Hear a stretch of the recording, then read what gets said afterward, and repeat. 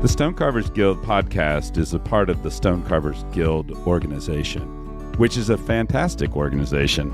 Don't y'all agree? Oh, yeah, it's great. And it's cheap, too. It's well worth the price of admission. It is, for sure. You can find out how to become a general member at stonecarversguild.org. There's a Get Involved section. And I've been a member of the Stone Carvers Guild since its inception. It's been an unbelievable resource as far as the knowledge. How did you describe it, Joel? Oh, it's a living library of knowledge that the stone carving world otherwise is sort of hard to break into if you are looking around for it. I'm a general member. I'm not a full-time stone carver, but I love it from kind of a hobbyist, part-time perspective, but looking to learn more, and found that through the Stone Carvers Guild, through its forum, and through being able to connect easily with other like-minded folks like Bethany and Matthew. Yeah. So if you want to be a general member, it's just $40, and you would have access to the resources, which include the forum, and then you can log on and you could ask Matthew questions on the forum. Or anyone else. Or anyone else. And also there's the annual meeting, which I just love because once a year, getting together and sharing stories is an unbelievable experience. And that's something that's also available to general members. Attend a general meeting or even become a professional member, which has other benefits as well. You just have to go to stonecarversguild.org and click on Get Involved at the top. Join today. Welcome to the Stone Carvers Guild Podcast. Here you will meet a variety of carvers working throughout North America. Drawing on our collective experience, we seek to share knowledge about this ancient art and to do our part to ensure that stone carving will play an important role in built environments for generations to come. So whether you are an experienced carver, new to the craft, or just curious, put on your safety goggles, open up your mind, and welcome to the workshop. Well, thanks for joining us, everybody. I'm Joel Norwood. And I'm Matt Johnson. Welcome to the Stone Carvers Guild Podcast. An interesting episode we have today, Matt. Yeah. So I saw Steve Mouzon give a lecture in 2017 at UT, and I just found the subject matter really fascinating. So I was excited to when we reached out to him, and he said that he would join us.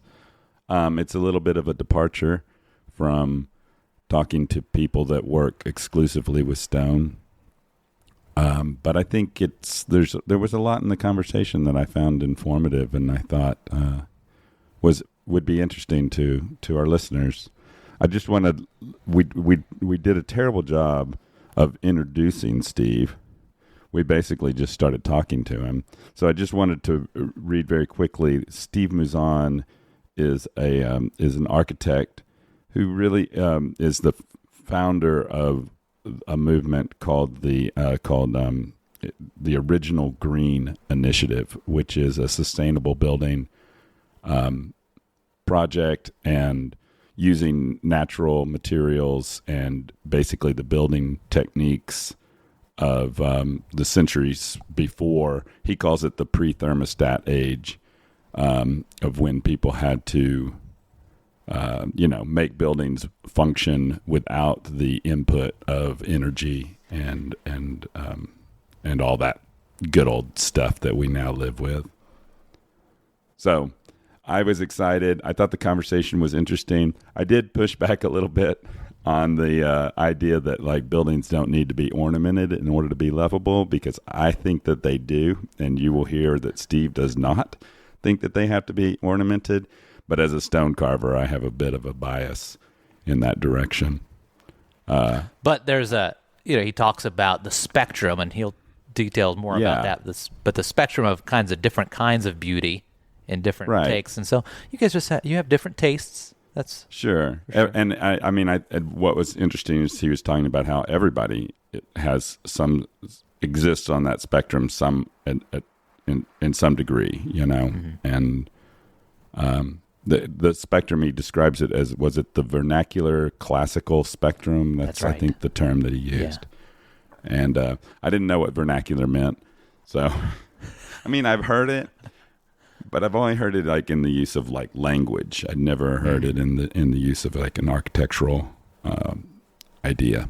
So, but the conversation was interesting. Bethany was having some connectivity problems, so she had she was able to jump in a couple of times, but I kind of stepped all over the conversation. You were just involved. You were very interested, Matt.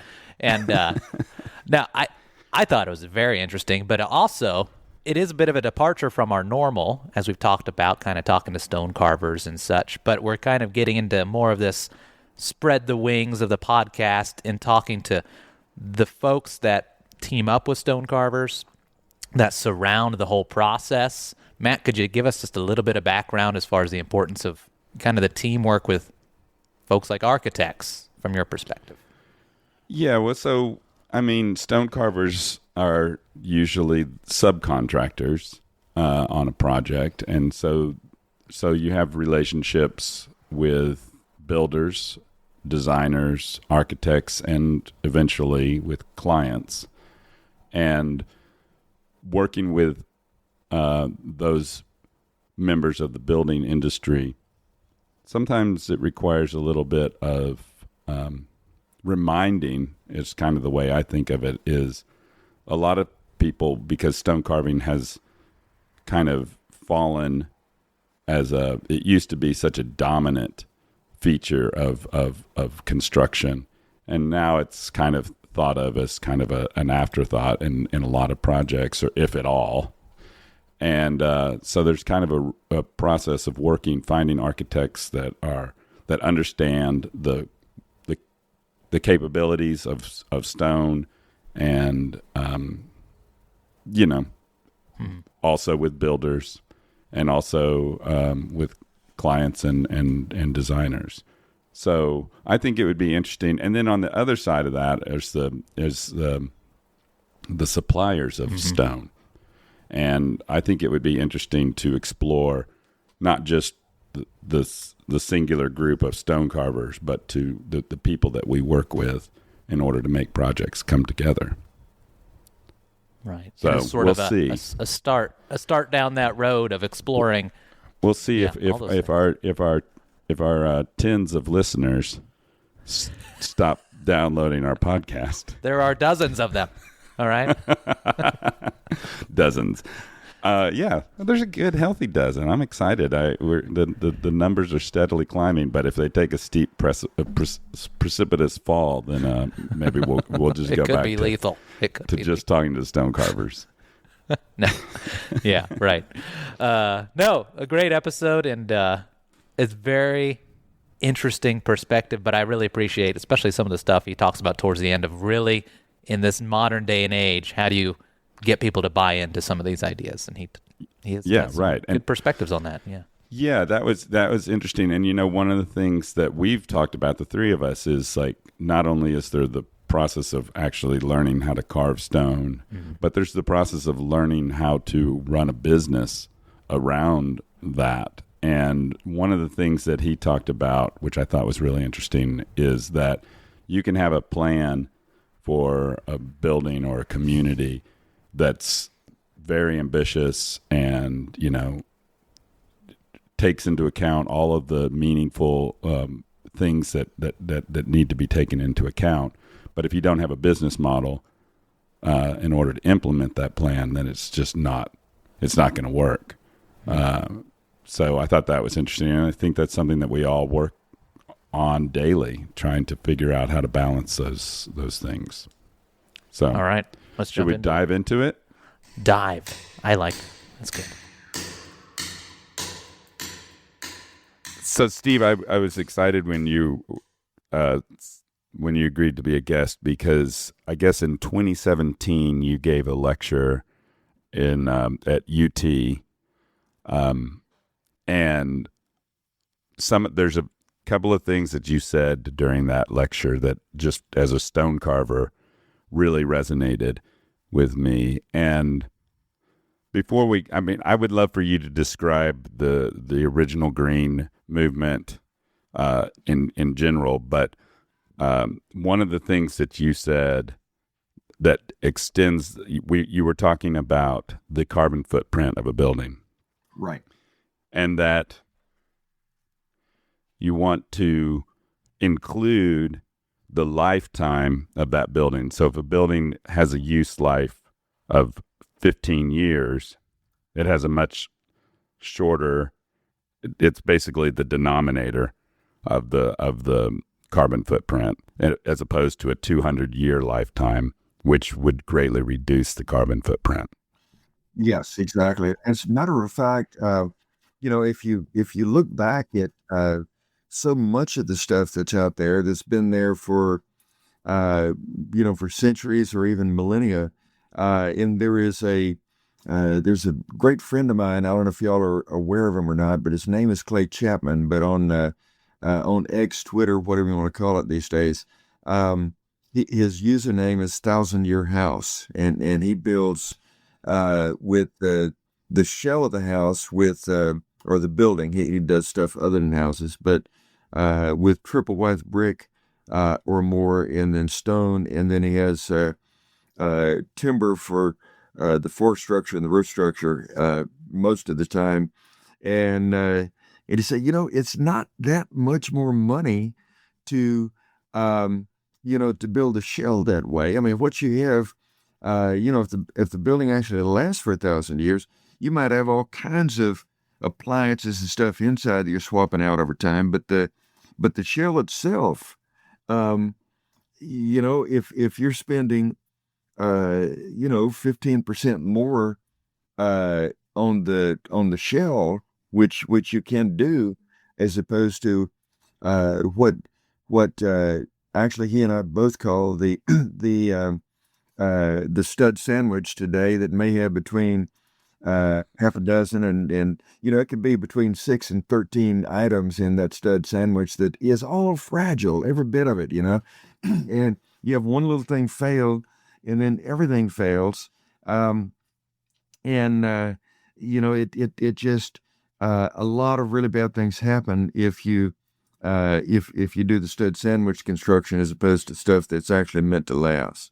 So, and that just, it is I always had the gut feel of that, but then the time that he and I spent together a lot over the years, since we first got acquainted, probably 15 years ago, it really has kind of hammered the numbers home of, the difference it makes when you're actually really building to last. And I'll throw one thing in from way back years before that. And when I first started my firm back in August the 1st of 91, and then shortly thereafter teamed up with a couple other guys in town. And one of the guys was just, he was more of, you might say, he would do throwaway buildings. But I was doing a building when we first got together that was I said, the entrances to this building really kind of deserve something that's going to last a lot longer. And so I was looking into Roman Doric columns, thinking wood and such. And he says, Steve, and it just shocked me because I didn't expect to hear him say this, but he said, Steve, you ought to check into stone. I said, come on, man, stone's so expensive, that'd be impossible. And he said, look, just check into it. You never know what you'll find out unless you actually ask the question. So I did. And what it turned out was when I checked that time, and this has held true in quite a number of buildings over the years since then. And that is that the difference, if you come in and install a, whatever the size and, diameter and height and all this of a stone column versus the same size of a wood column, then by the time you get get out there and with the carpenters and such and install the wood column, and then prime it and paint it, and then paint it again in 5 years, and then again in 10, and then again in 15, by that time you paid for that stone column that absent a nuclear war or a tornado, is going to be there for millennia, not for just years. And it just it blew me away. And then after that, I started doing all sorts of stuff with stone that, in like, for example, with and I've been working to persuade clients to do this for decades now, like with as opposed to whatever you have, whether it's a stone lintel or a stone jack arch or whatever, over an opening. Standard procedure is to support it with a steel angle. Well, here at the university, we've had buildings that have missed the maintenance cycle just once, and then the steel angle starts to rust, and then when that happens, then of course all of the veneer all fails, because if those angles are gone, then basically what we've had to do is pull all of the brick off of buildings and totally reskin the buildings, just because of the fragility of the steel angle that is supposedly supporting the stone. So, things that we think of as being very strong, well, they may be very strong. Steel is very strong, but it's also very fragile. And so it is not, it may be strong, but not durable. And we just, and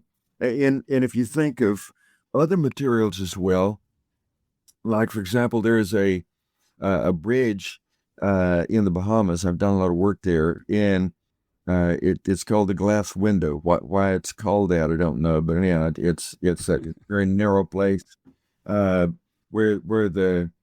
there's a lot of saltwater spray, and they've had, and of course, concrete is basically just really heavy sponge, and so that bridge, when I photographed it, had been there for about a decade, and it had, with the saltwater spray, it had gotten in and it just completely rusted all of the rebar within, and of course falling off concrete that's underneath the rebar, and it was just a complete mess. It only been there 10 years, and we think of reinforced concrete as being something that is really strong. But again, strength versus durability, those are things that if the construction industry ever got wind of that, if they ever realized the strength and durability are not at all the same thing, then that would change many things. And yeah, I've been going off on probably a 10-minute rant now. I should shut up. Well, I wanted to say that one of the things that you mentioned in the extension of the lifetime of a building was this concept of a lovability, and that I interpreted that to mean like ornamentation, and the things that a lot of builders and often even architects and homeowners or clients, they think of it as kind of extra, unnecessary, kind of adornment. And the way you described it is if you make a building lovable, people will, when the first use of that building has run its course, then people will find secondary uses and tertiary uses for that same building and extend the lifetime rather than just knock it down and build another box. And would you talk a little bit about that? Because I'm sure I'm kind of muddying up your concept. No, all good. Actually, the in kind of the one-liner version that I've repeated countless times was that if it can't be loved, it won't last. Because you have an unlovable building, and it gets past whatever the cap rate is on the investment for building the building. You get past that point, but it's not lovable. People demolish it and cart off to the landfill, and so what is it worth to you then? But And I'll say this: I work. Much of my work is as a design reviewer or as a town architect, as it's called in the new urbanism. And you'd be shocked with how many people how many architects, when they start working in the new urbanism for the first time, they think that it means we got to get it all gussied up and with a lot of extra ornament or adornment. As you actually like the adornment word better, but anyhow, but they think that is just a necessary part of new urbanism. When in reality, something can be fairly simple and people will still love it deeply, and so it doesn't have to have a lot of decoration on it. And I'll take you back to something that happened to me. This would have been in the fall of '79. So, 46 years ago, going on 47. Wanda and I got married after my first year in architecture school, and she came. She would come to the studio and help me build models and stuff, and then she would come to juries and such, and see what everybody was presenting and their rationale for it and all that. Anyhow, so we'd been married only for 2-3 months, something like that. We're laying in bed about to go to sleep, and all of a sudden she sat upright in bed and said, "Steve," I thought I was about to drift off, and here she's wanting to have a conversation. She says, "Steve, why is it that you refuse to design anything that anyone else I love would love?" You? I said, "Well, how do you know?" She said, "Well, have you ever listened to non-architects talk about architecture?" I said, "No, our professors tell us we should educate the clients." And she said, "Well, if you'd ever shut up and actually listen to non-architects, you would learn some things you don't know already." And I ended up graduating 4 years later. I'd already had 1 year of school, and so it's a 5-year program. I graduated 4 years later, still realizing that I had no clue how to design things that regular folks love. And then in the process over the next several years of trying to figure that out, one thing that I realized is very, very important. And I'd picked it up totally by accident in Mobile, Alabama. It would have been 91, 92, something like that. I know 81, 82. Sorry, I'm getting my decades mixed up. But I noticed that as you walk down some of the best streets in town, what I found was that these buildings had a great variety, but within a very narrow range. And of course, nature does that best. That no two leaves on a tree are the same, no two snowflakes, all these sorts of things. But in construction, we can kind of do that well as well if we do certain things. But in the process of thinking about all this, then I also developed at about the same time as a result of that Mobile trip all those years ago, this idea of something I call the vernacular classical spectrum. And it turns out that the most vernacular buildings are very, very simple buildings. As a matter of fact, vernacular architecture has delivered more affordability than any other construction device in the history of human construction. Because you can just a little vernacular cottage, you can build for very little. When you say vernacular, would you just tell us what that means? Sure. Yeah. I'll give you the two extremes, and then everything else is somewhere in between. The most vernacular building in a state, any state in the U.S., is typically a simple barn or shed, something like that. Just the simplest possible structure you can think of putting together. And the most classical building is normally the state Capitol building or the state Supreme Court building or something like that. That's very refined. And what happens is for every person out there, they have kind of their sweet spot somewhere on the vernacular classical spectrum of what they love the most.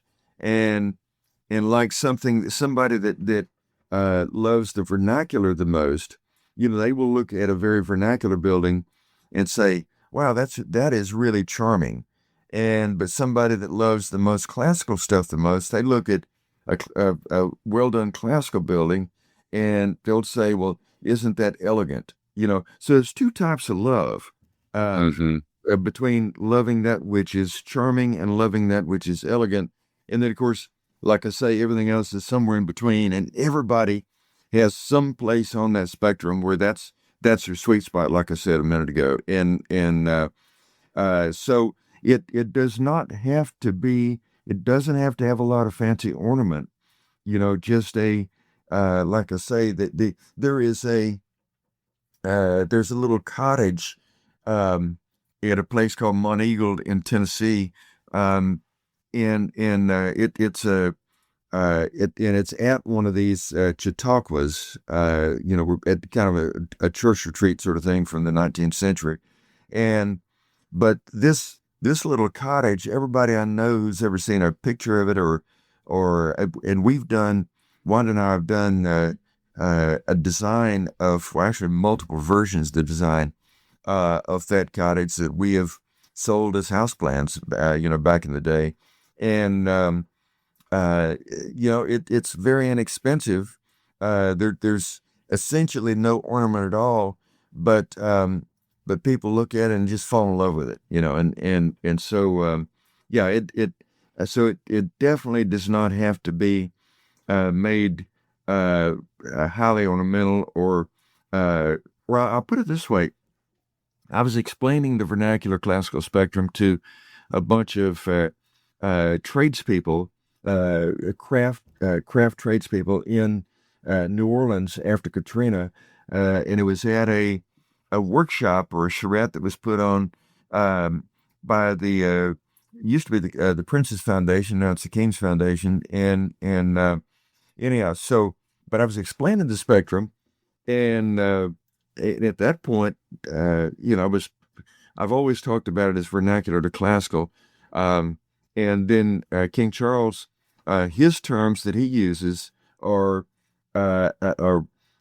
organic to refined, and so I was explaining all that, and then one of these craftspeople, he said, "Oh, you just mean plain to fancy." I said, "Well, yeah, okay, it's plain to, you're right."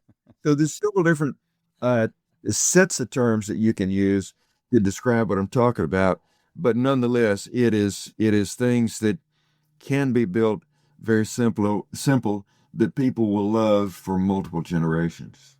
Mm-hmm. Wow. Now, as a stone carver, I like to err on the side of the ornamental, but I hear what you're saying. Sorry, Bethany, what were you saying? Okay, first of all, I love this topic. This is so exciting. And also, Joel and I have a question, and then I have another question. So, okay, I'm all on board. I think this is really cool, and everything you're saying, very cool. How do you deal with the fact, though, that it seems to me that the way that we live in our world right now is geared toward the temporary? Like, people actually want buildings that they can tear down, just because we're very impermanent. Like, we don't have the same kind of rootedness and the same kind of society that we had 1,000 years ago when you would build stuff that lasted 1,000 years. So I love what you said about the lovability, and I feel like that's a piece of it. But what else would you say about that? And then also, can you give us some examples of particular, like, who are the stone carvers or masons, or like tell us particular examples of how you incorporate stone into your buildings? The stone that I incorporate is stone columns. Obviously, I've talked about that already, and then also the within the classical orders, it's also the entablature, the cornice, frieze, and architrave that the columns support, and then of course just basic elements like keystones and stone lintels and stone jack arches, which I've mentioned before as well. So it's all the places that stone traditionally got used in buildings, down through the ages that I have realized, like I say, it was almost by accident with that ex-partner saying you should at least do some research. And when I did, what I found, like I say, it just shocked me, and in a good way. So, basically anything that you would have seen on a stone and on a building built with stone in the 19th century, 18th century, or back further than that. I've tried to do the same thing with stuff that I've done, in our lifetimes, and it just it has been such an absolute treat to be able to actually make that stuff work out, and then to realize that it's not like with the columns, that it's not that expensive, especially when it's going to be something that could be lasting for a very long time.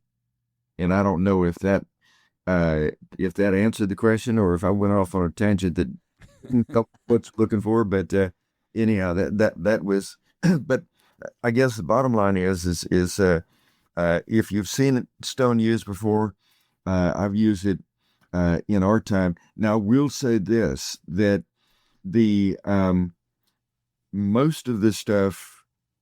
Now, y'all will. I have some friends that are complete purist on a whole lot of things, and if y'all are purist about this, then I may get in trouble with you here in a moment. But there's a stone operation in Northwest Alabama that I've done because I'm from Alabama and actually practiced here for a lot of my career.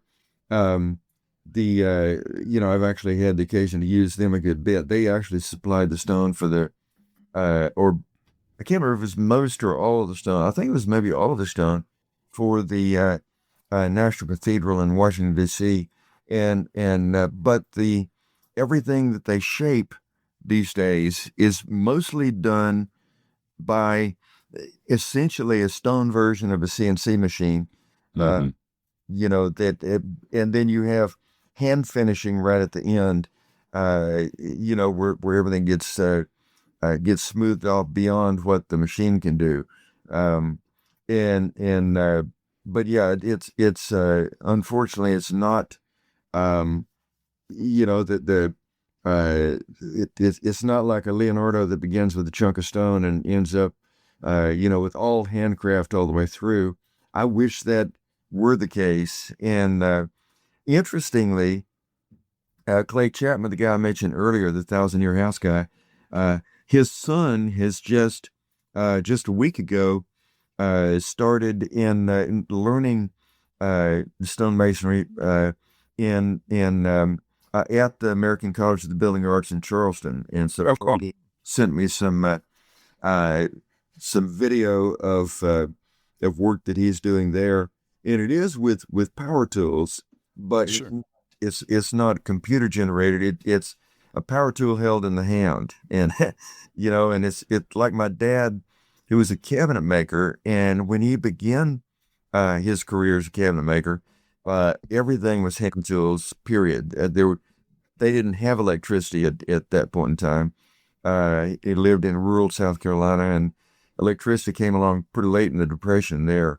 But then, of course, when electricity came, then he used electrically powered tools, and he told me a number of times, and we've had this conversation repeatedly, and he said, the craft of the craftsman is not in the power of the tool, whether it's muscle power, electrical power, or whatever.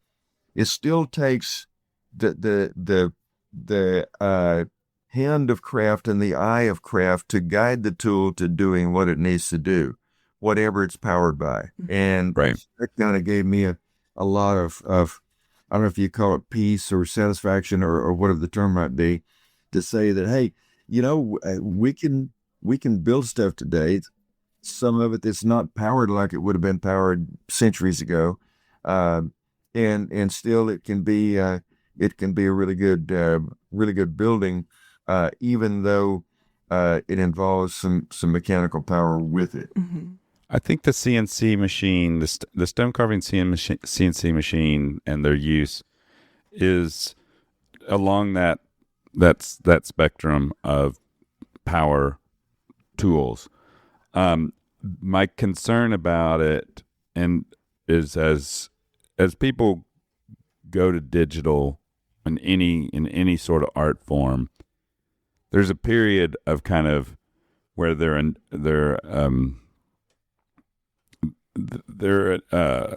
love with the idea of like, wow, this can do the whole thing. And it's really important because the CNC machine can take it to a certain point, but it misses the last step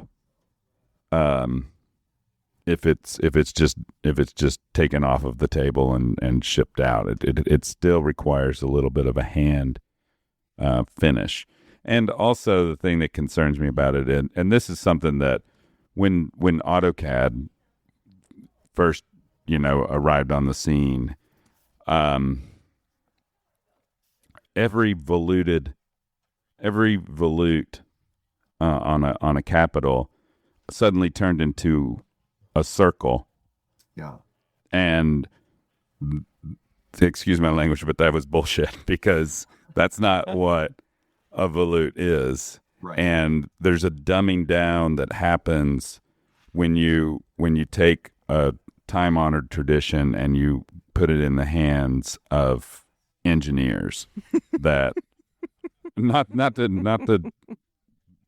to pile on engineers, but like us, they just people that don't get it. Let me say that they don't know what they're missing, and so that's my concern on CNC machines. And but as long as like there are craftspeople and architects and the people that are in the field that know the difference and hold those tools to that standard, then it seems like it works really well.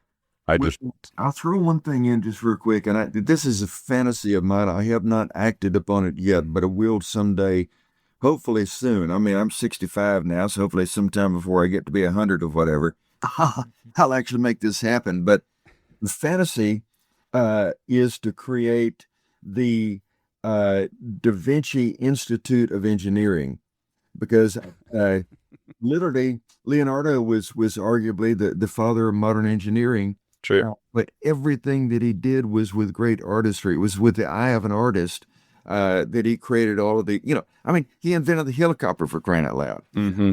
Mm-hmm. So many other things that, I aspire for the engineers, which I am not one, but the engineering profession, to recover that artistry someday. Mm-hmm. And segueing back to what you were actually talking about, that wasn't some fantasy, and that is that I do most all of my drawing now. I do some drawing by hand, but I also do a lot of drawing in SketchUp. And I remember when I finally said, I've got to finally just really bite the bullet several years ago and create a Roman Ionic order in SketchUp, because everything you can get out there was just absolute junk. Right. It's like you were saying a moment ago. A volute is not just a circle, and it took me 3 or 4 days just to create the volutes in that capital and get those exactly right. Because I knew what right was, and I had a lot of resources and books and such that actually showed how this stuff is constructed, and not only in just an elevation, but all of the 3D elements of it. It's not just a 2D elevation that you're looking at. But that was at the end of those 3 or 4 days, however long it took. There's such a great satisfaction there of to me, that was artistry well done as I could do it at the time. Now, about the same time, I had done another order, which is the Greek Doric, and it was I believe it was patterned after the Parthenon, if I remember correctly. But anyhow, one of the notable Greek Doric buildings, and so. But at the time that I did it, there was a lot about Greek Doric that I really didn't understand that well. And so just in the last several days, perfect timing for this event, but just in the last several days, finishing up this past weekend, I totally rebuilt the Greek Doric order in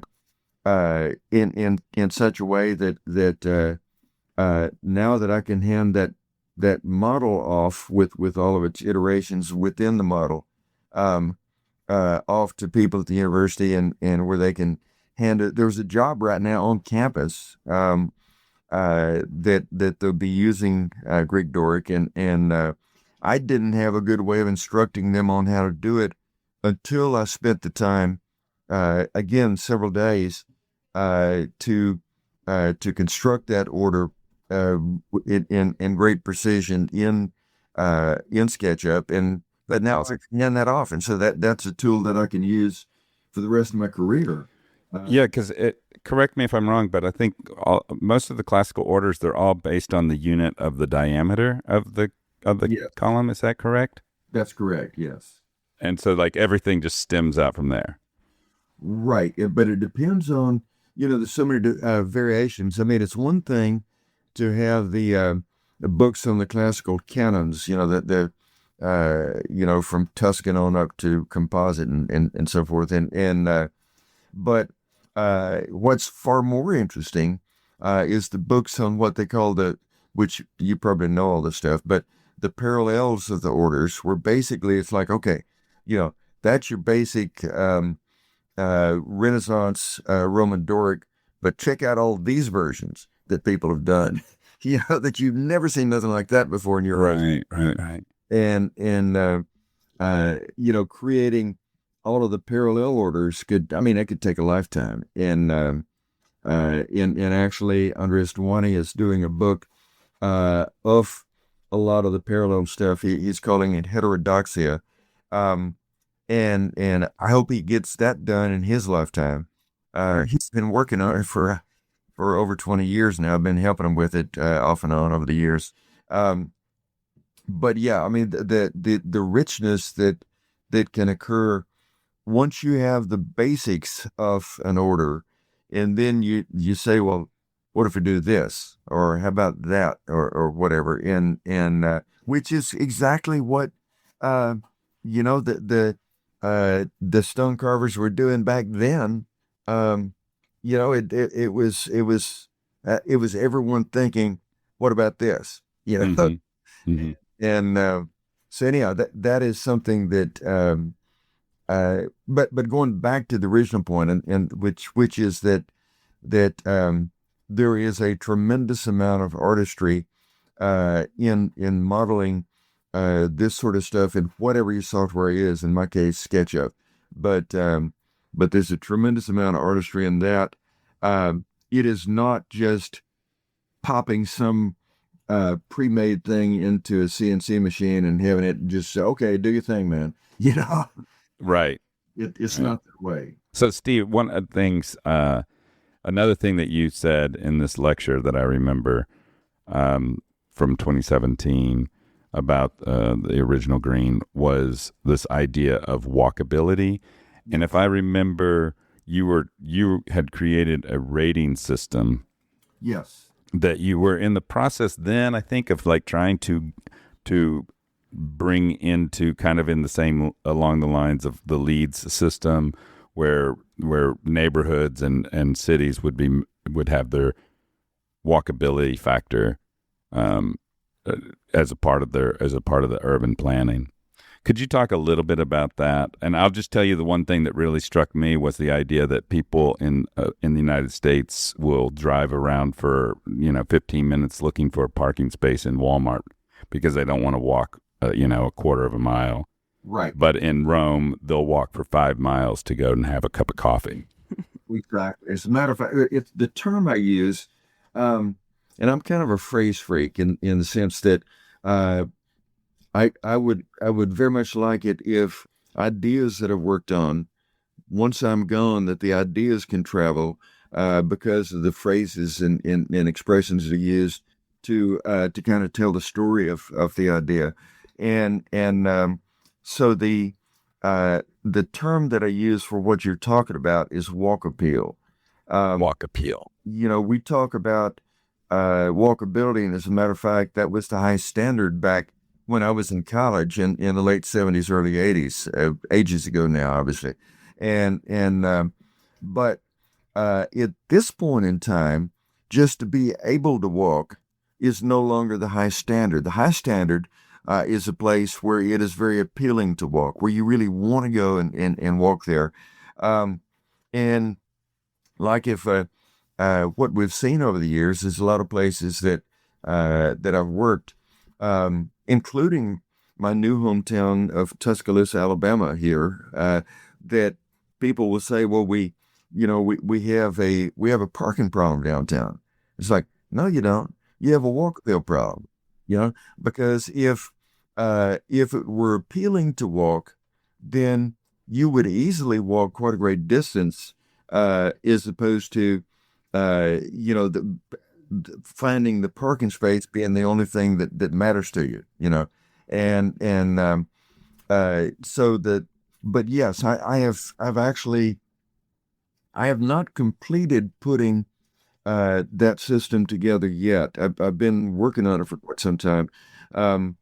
But basically the idea is that there's a number of different conditions. The frontage condition, for example, the worst possible condition, which is essentially walk appeal W0, is one where you have a high speed thoroughfare that you're supposedly walking beside, and then a parking lot right behind it. There's technically people might walk 25 feet there, but that's only if the car breaks down. But really nobody ever walks there because it is such a dreadful place to walk. And the same story with in the new urbanism, we use the quarter mile walk as being kind of the thing that everything is measured by. But if you have walk appeal 0, they'll walk a lot less than a quarter mile. Like you said, the story of people, if they're at a power center and they're going from Old Navy to Books and Books, they will definitely get in their car and drive, even if it's only just a short distance, because it's such, the sea of parking is just so dreadful. And so my goal in the next 2 or 3 years is to get the walk appeal system to be complete to the point that you can actually go out and my ultimate goal is to have an app on my phone that you can go and stand in. Oh yeah, and it'll tell you all around you. If you want to go from here to there, chances are you're going to only walk about 4 minutes to get there because it's so bad, and or 2 minutes or whatever, and then you can all sorts of things. Economically, you can say, well, hey, this place stands to really thrive if we can make these changes in our streetscapes to where people want to walk more here. It's very appealing to walk. And so, it taps into so many things. My colleague, Nathan Norris, he has long said that if you have an urban plan, it will sit on the shelf and collect dust. If you have a business plan with an urban plan attached to it, it will collect very intense advocates that will help you actually get the thing done, because they can see how it benefits everybody. It's not just some pretty picture. And so, that's the ultimate goal is to get walk appeal to the point that it actually guides the development or development of new places and redevelopment of existing places, and because of the economic power of making the right choices. And again, as a stone carver, the thing that I really loved is you talked about how in Rome, when you're on this 5-mile walk for a cup of coffee, the thing that makes the walk appeal is the continual renewal of new vistas based on the architecture of you have different things to look at, so that you will walk towards those things, and then when you get there, there's another appealing architectural view that basically will pull you through a 5-mile walk that otherwise in on the side of the highway, walking 5 miles would be, just a terrible, event in your life. Don't do that. Don't do that. No. Yeah. Right. That's not recommended by this podcast. No, right. And it could, quite frankly, it could precipitate the end of your life. That's right. 5 miles along the expressway, that could be life-threatening. But yes, but the term that planners use, and I don't like it. And again, I'm kind of a phrase freak. I'm always trying to come up with better terms. But they talk about a terminated vista, meaning that it's something that you, at the end of the road, that you it entices you to walk further. But that kind of sounds like the Terminator movies or something. Yeah, it's not the greatest term, but I know what they mean, and it's a good concept. But what I call it, that actually I like the term better, it's a goal in the middle distance, because the middle distance is not too far. And if it's a goal, there's a lot of things, a lot of goals that we all have that drive us to make change. So anyhow, I just use that term as opposed to terminated vista. Bethany, did you want to try your question? Yeah. So again, thank you so much, Matthew. This is a fantastic topic, and thank you, Steve, for talking to us. And I'm really excited listening to you. And maybe let me try it again. Can you give us a concrete example? So tell us who is okay. So who's commissioning you don't have to give names, but can you give us an example of a project from its conception to its finish that incorporates the principles that you're talking about? Like, how does this work? Who does this? And how can it actually work in the day and age we live in right now, in the lifestyles that we live in? I don't want to sound pompous or anything or whatever, Mm-hmm. but I decided years ago that I could either do what I call grocery work, where it just buys groceries and pays the mortgage and all that kind of thing, or I could work in a way that had durable meaning, Mm-hmm. that continued on for after I'm gone, and so I've chosen to do that, and so to the best of my ability in each place that I work, I tried to accomplish all these things where I work. Like, for example, when I came to the University of Alabama 21 years ago to begin doing design review here, the fellow that was in charge at the time, he told me, he said, because he had only just begun to read like the Original Green and or materials on it. Actually, the book wasn't out yet, but and he said, here what we do is, I just want to alert you to this. The university decided years ago that we would build buildings that we would push down in 25 years, because who knows what we need on that site in 25 years. Mm-hmm. And I said, you're kidding me. I said, no, that's what we do. It gives us stability down the road. And I said, but y'all is an entity that has been here since 1831 and is liable to be here for centuries into the future. Do you consider that good stewardship or not?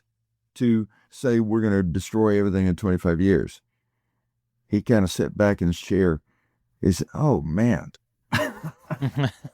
and over the course of time since then, we have moved in the direction of building things that will have lifespans based in centuries, not just in years. And like, for example, there's a tremendous amount of stonework that we do here, and I'm very, very close to getting the university to just say we will not do any steel lintels holding up stone ever again. We're gonna have self-cleaning stones.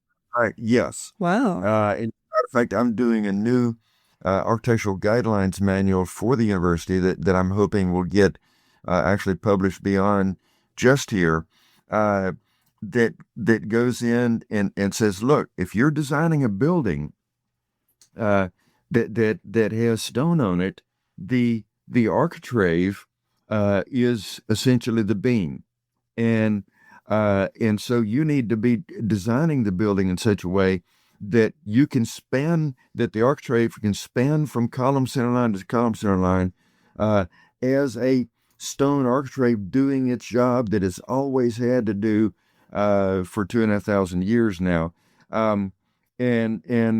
So that should be a part of your design. Don't design stuff that you need stone wallpaper, as I call it. Mm-hmm. Design it in such a way that it actually can do what it was always meant to do, from since antiquity. And then there's, places like this place called the Village of Providence in Huntsville, Alabama, that we've done a tremendous amount of work like this, and other places as well. And yeah, I mean, it is like what y'all, I assume, are doing here with this podcast, that it is a conscious choice to move beyond just the standard, ordinary, stud sandwiches and such, and actually build in a better way. And so I salute what you're doing with the podcast, and I wish you the best of luck in actually helping to transform more practices out there of people to building in better ways that can last for longer than what we're currently building. Our being able to work and build things for, like, the Stone Carvers Guild is creating things for built environments, right? So do you have any recommendations for how we can connect with more people like you? Like the continuation of, and Matthew, correct me, I don't have as much experience as you, but like, how do we connect with more people like you, with people who have this kind of building ethos? And how do we be more in your world, if that makes any sense?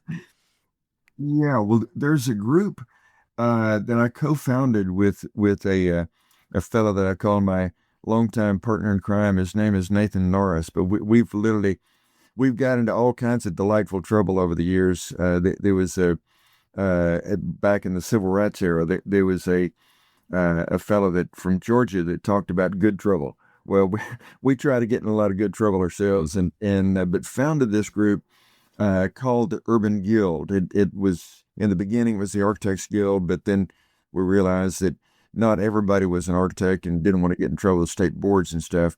And so we called it the New Urban Guild, and now it's just plain old the Urban Guild. But basically, the Urban Guild is a lot of people who work at the intersection of architecture and urbanism, in such a way that we actually get stuff like this built. Like, for example, Clay Chapman I was talking about, he's an Urban Guild member now.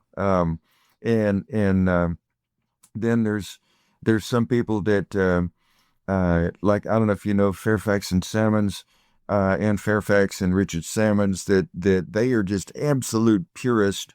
They will never do anything that is not fully load-bearing masonry. And matter of fact, he was scolding me the other day for doing a building that was panelized construction. Is he still drawing entirely by hand? Because was my last memory of Fairfax and Salmons, is that all of their drawings were by hand. my understanding is that is the case still today. Yeah. That's amazing. Yeah, it really is. And but I will say this: I don't go that far. What I say, my motto, if you call it that, or tagline or whatever, is if you fake it well. But with stone, Don't do that. Don't do, that's right. And I will say this, that like that bridge in the Bahamas, if you do precast, then it's got rebar in it. Guess what? That precast is the same heavy sponge that reinforced concrete anywhere else would be. And so it just is a and I say this too, people assume that stone is a whole lot more expensive, but back in the days when I was still allowing precast on jobs, I would put it in there as an alternate. And what I found was back in the 90s that precast was sometimes 30% less expensive than stone of the exact same profiles, and it was at other times it was 30% more expensive. And so it's just commodities basically, in the sense that it's not always that the modern materials and assemblies are going to be less expensive than the real thing. And so, but yeah, there's some things that Richard Nan or I love them. The great folks. They're guild members as well, and but there's some things that they are just absolute purist about that I wouldn't go that far. But in terms of the shell of the building, I really have, for all of my career, I had hoped that before I even knew him or knew his name or anything about him, that we could design Clay Chapman buildings, and then come to find out there actually is a Clay Chapman, and I tell you what I told him, because it's part of what you're doing here. Plays into this. The first day we ever met, we had dinner that evening, and I told him, I said, Clay, I love what you're doing. The problem is, though, you and I both are going to die someday. And I said, so what are you going to do between while we're still living, before we're both dead, that will ensure that this way of building can continue on in the future? You really need to have some apprentices, and not just be you. And I'm not saying that actually influenced him to start his apprentice program, but whatever his thought process was, it wasn't too long after that, and he had quite a number of apprentices, and he's still training them, and because we should. The first thing, like for example, with Seaside and the new urbanism all those years ago, I remember going down to Seaside, and there were big billboards on the way down said, "Come build a town with us." That was their advertising back then. And it was unthinkable of building a town. Nobody builds towns today. Everybody builds subdivisions,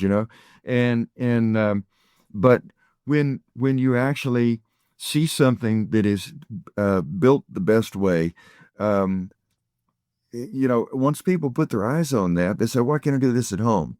And that's the way the urbanism spread. And that is the way that I hope and believe that a more durable construction can spread as well, by having great models to look at and say, yeah, we can do this at home, Steve, I'd love to continue this conversation. Maybe you'll rejoin us in the future. You've been listening to the Stone Carvers Guild Podcast. We hope you've enjoyed this conversation, and we hope that you will find us online at stonecarversguild.org. There you can find photos showing some of the things that we discussed today, additional information about our guest, and if you're so inclined, ways to get more involved with the Guild and our ongoing activities. And of course, if you've enjoyed this podcast, we hope that you will subscribe and rate us on the podcaster of your choice.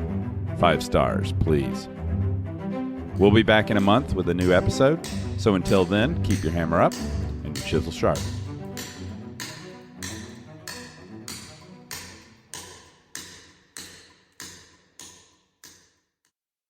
The views and opinions expressed in the podcast do not necessarily reflect that of the Stone Carvers Guild. This content is meant for informational and entertainment purposes only.